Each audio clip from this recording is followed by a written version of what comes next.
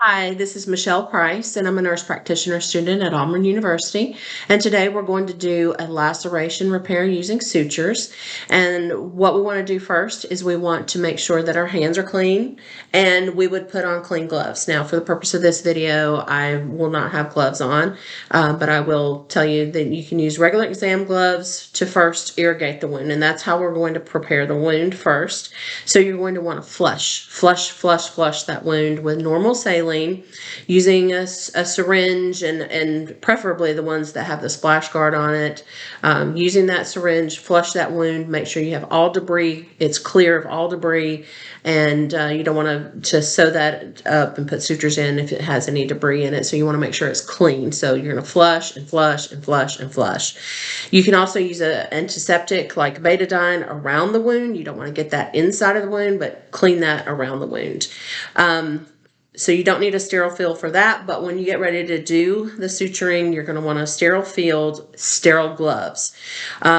First of all, you would anesthetize as well before you do any suturing. And the way you would do that is using a field block.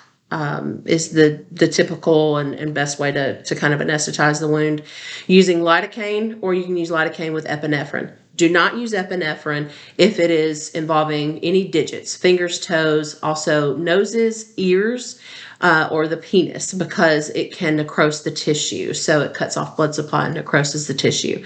Lidocaine, 1% typically works really well. So when you inject in the field block, so let's say that this is our wound here, you're going to inject, bubble up, so inject or insert the needle and then inject the lidocaine as you're pulling out, but don't pull out all the way. And then you can turn and go down parallel, and you're going to inject the lidocaine as you withdraw.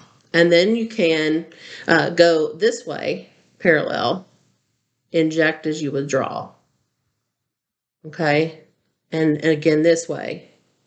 But the more times that you inject, obviously, you don't want to inject as many times, but the more times that you can turn and inject, the better. So you're basically virtually just creating a field around that wound. Okay, so the tools that we need for suturing, so we'd need a sterile field, we'd need sterile gloves, we need the Adson forceps, have the teeth, needle driver, scissors, and sutures. So let's talk a little bit about sutures. So sutures come in different sizes. So there's a 0, and then it goes up 1, 2, 3, 4. Those are really large sutures, and those are for pulling together muscle and fascia. Then it goes from 0 to 10, 20, 30, and on up. All the way up to like 11O. And this information comes from the UpToDate website. Those are for really, really fine sutures, ophthalmology surgeries. So depending on the type or where the wound is depending on the type suture you'll use. There are absorbable sutures, which you do not have to remove. They absorb after a certain period of time. We don't typically use those just for simple laceration repairs.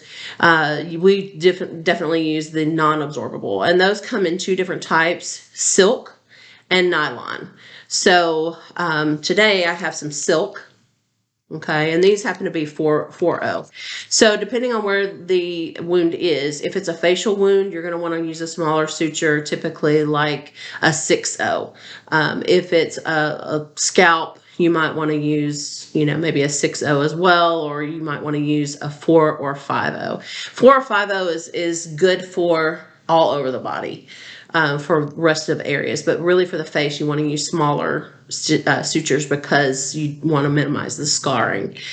So those are the different types and sizes. So depending on where the wound is will determine what suture you use and what size.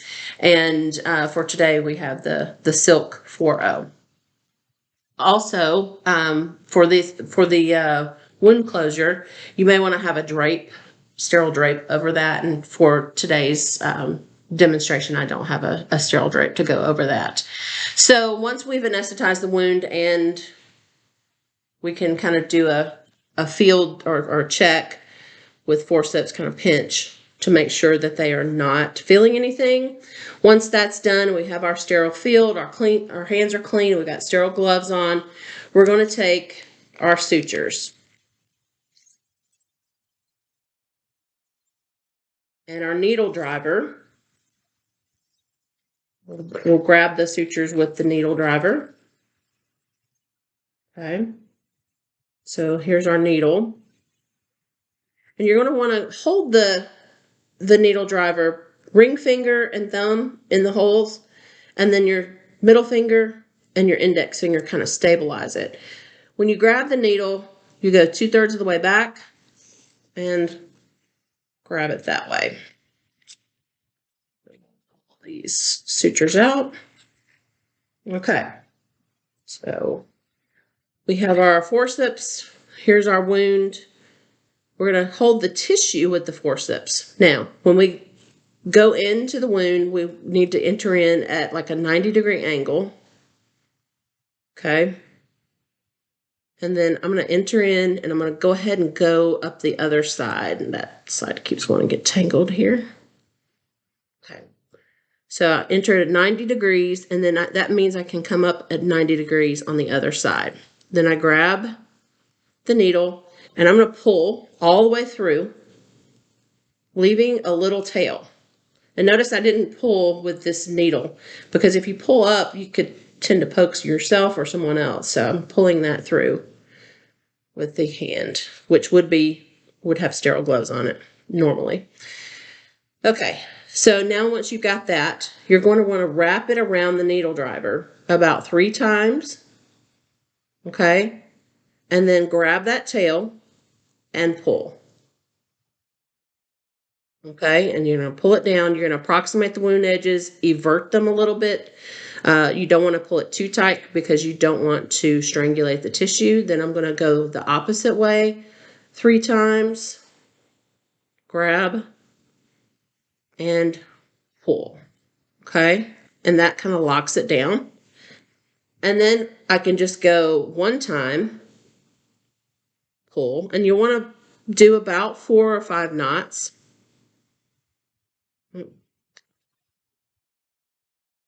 To hold, make sure that the suture is going to hold. Okay, so I'm just doing once around and pull. Okay, so then I'm going to take my scissors and trim.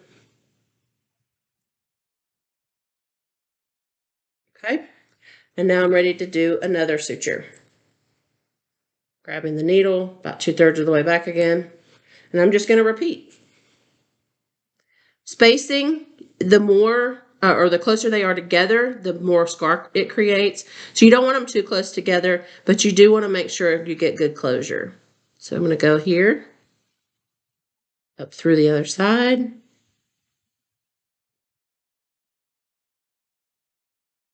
Okay. You can pull it back out if you go a little too far.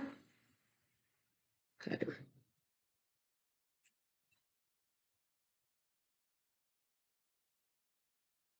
Pull that through, leaving a tail. It's good to leave the tail sticking straight up because that makes it easier to grab. Okay. 3 times. Grab, and sometimes if you make the knot a little too tight, then it doesn't want to come through good. So we're going to pull that tight, and then 3 times, grab, pull. Okay, and that locks it down. Then once, pull, and once the opposite way, and pull. Okay. Trim.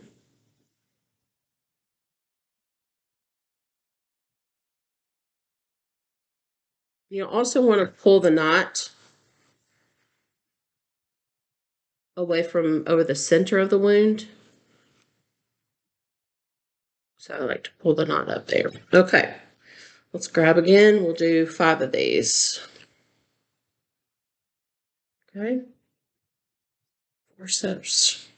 And I would also be wearing a mask during this. I did not mention that before, but you definitely want to wear a mask to keep spit or anything like that getting down into the wound as you're talking? Okay. 90 degrees. Come up. Pull all the way through. Okay.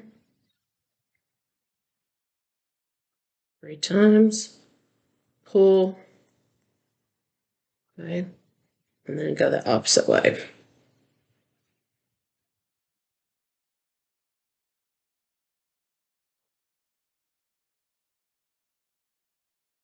And then once.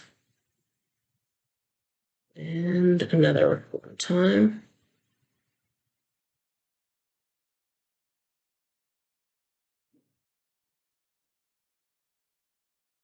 Okay. And trim.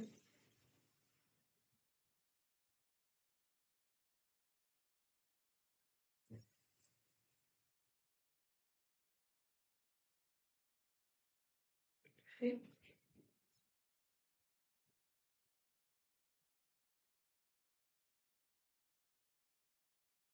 My skin pad is a little torn right there, so I'm going to move it over just a little bit. Pull.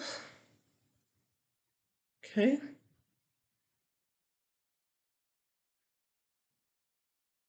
Three times.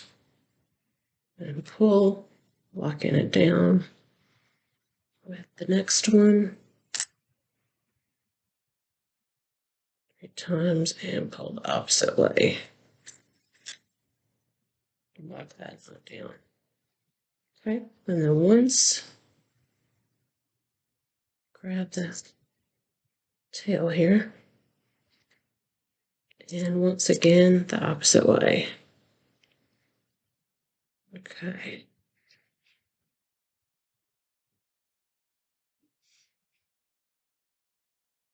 The needle out of the way. All right. And the trim.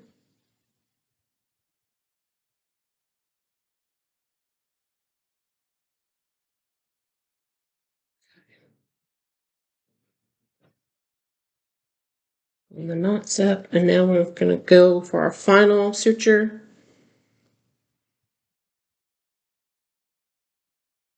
Grab the needle.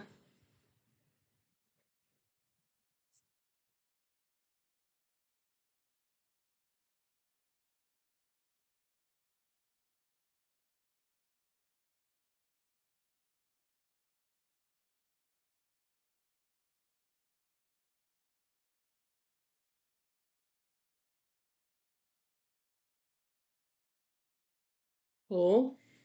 Leave a tail. And we're going to wrap 3 times. Pull. Okay, and then we're going to wrap 3 times the opposite way.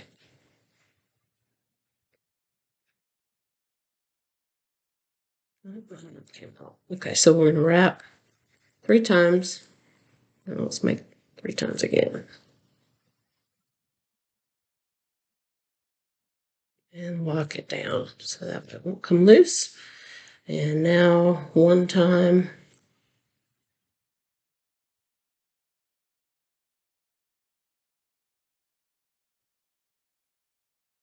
Tighten. And once. Okay. Then we trim.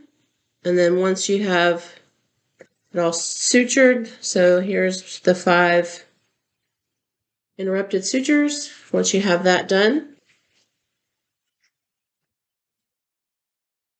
you're going to bandage it. So you're going to put a dressing or a bandage, and then you're going to need to educate the patient on what to do afterwards. So they're going to need to keep it clean and dry for the first 1 to 2 days.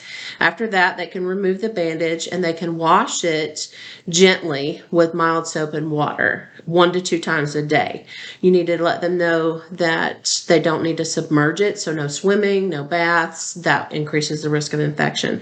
They need to also check the wound every day for signs of infection. infection, if there's increased pain, if there's redness, if there's yellow or green pus oozing from it, if they have a fever, if there's the wound is warm or hot to the touch. So all of those signs are signs of infection, and they need to give a call and come back in and have it looked at. Avoid activity that might cause one of the stitches to come loose. So sports and things like that, avoid those things. Keep it clean. So if they're going to be doing an activity, painting or anything like that, put a bandage over it. Any yard work, put a bandage over it. The sutures would come out, depending on where the sutures are, they would come out in about 3 to 5 days if it was face, and possibly scalp, 5 to 7 days. If it's affecting a joint or over a joint, then it's about 10 to 14 days. Those take longer to heal. And then also, the rest of the body would take 7 to 10 days. They need to set up a follow-up appointment. They need to set up a follow-up appointment to take those out. One other thing is, do not use hydrogen peroxide or rubbing alcohol, because those kill good and bad cells, and that can impede the healing. And then let them know if they have any questions, to give a call. So with that, I thank you for watching the video.